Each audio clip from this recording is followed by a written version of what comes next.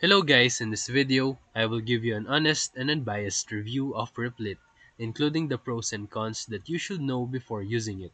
So let's start with the pros. Number 1, it's beginner friendly. Replit makes coding accessible with its browser-based IDE. You can run code in multiple languages instantly and no installations required. Number 2, AI integration. Their Ghostwriter AI tool has improved drastically. It now supports code explanations, suggestions, and even debugging. Number 3, team projects. Collaboration is smooth with multi-layer coding, real-time updates, and integrated chat. Number 4, free tier. Still one of the best free plans for hobbyists and students with solid speed and storage.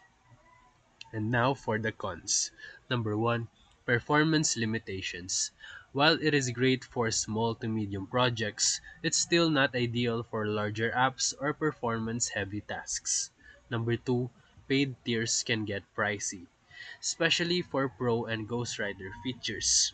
Number 3, its limited native version control.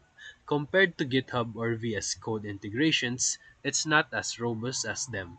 So, in conclusion, Replit in 2025 is a fantastic platform for learning, prototyping, and collaborating.